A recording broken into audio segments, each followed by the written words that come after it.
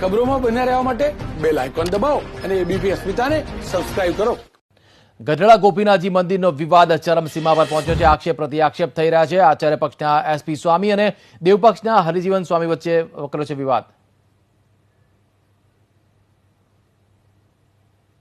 પવિત્ર ઓફિસની અંદર ચેરમેનની ખુરશી ઉપર આ રમેશ ભગત ચેરમેનને હટાવ્યા પછી એની ખુરશી ઉપર બેસી જાય છે રાજદીપસિંહ નકુમ, અને ખુરશી ઉપર બેસીને આ નકુમ એમ બોલે છે કે હું ટ્રસ્ટનો ચેરમેન છું, હવે હું કોઈ એમ કરવાનું। એ ટ્રસ્ટની ચેરમેનની ખુરશી ઉપર જે ચેરમેન હોય એ જ બેસી શકે, એ પવિત્ર જગ્યા માનવામાં આવે છે।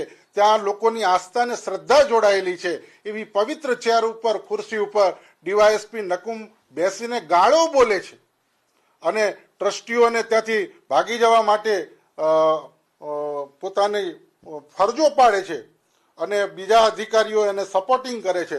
માટે આજના પ્રેસના માધ્યમથી હું આ ડીવાયએસપી નકુમ, બોટાદના એસપી સાહેબ, એમણે જે પણ પોલીસ અધિકારીઓએ આમાં જે આ દુષ્કૃત્ય કર્યું છે એના ઉપર તાત્કાલિક પગલાં લેવામાં આવે અને સસ્પેન્ડ કરવામાં આવે, અને જે કાયદેસરના પગલાં લઈને એફઆઈઆરો કરવામાં આવતી હોય એ એફઆઈઆરો નોંધાવવા માટે અને અમારી તરફથી આઈજી સાહેબને અરજી થઈ ચૂકી છે અને અમે વિનંતી કરીએ છીએ।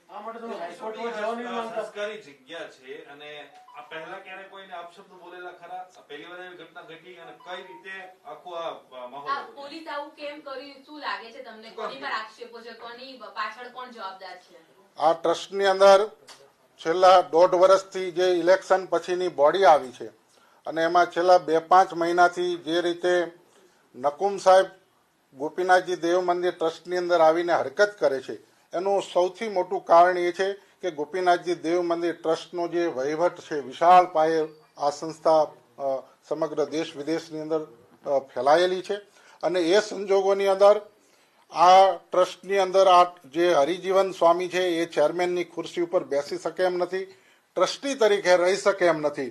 એમના ટ્રસ્ટીઓ પણ એમનાથી નારાજ થઈ ગયેલા છે, મંદિરના સાધુ સંતો પણ વિમુખ ભાનુપ્રકાશથી નારાજ થયેલા છે અને એ સંજોગોની અંદર એમના હાથમાંથી સત્તા અને પાવર વયો જાય એવા સંજોગો નિર્માણ થયેલા છે।